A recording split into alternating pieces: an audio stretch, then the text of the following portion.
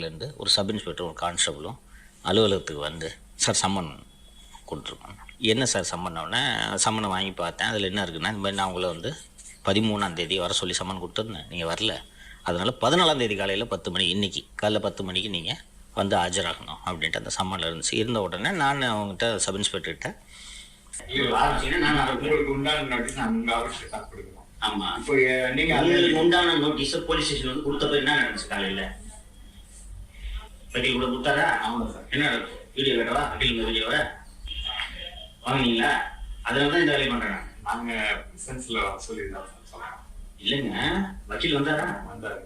வாங்கிக்கிட்டு நான் ஏத்துக்கல இந்த லெட்டரை, இப்ப கொடுக்குறீங்களா சம்மன், அதை வாங்கிட்டு நீங்க கொடுக்கணும். உடனே நீங்க காலையில கொடுக்கலாம். நீங்க அதை வாங்கிக்கிட்டு இதே நோட்டீஸ் திருப்பி சர்வ் பண்ணுங்க. அது முறை. வாங்க மாட்டேன்னு ஒரு வக்கீல் வர வாங்க மாட்டேன்னு திருப்பி என்ன பழக்கம்? இப்ப நான் இப்படிதான் சொல்லுவேன். அது எதுக்கு நான் சொல்கிறேன்னா,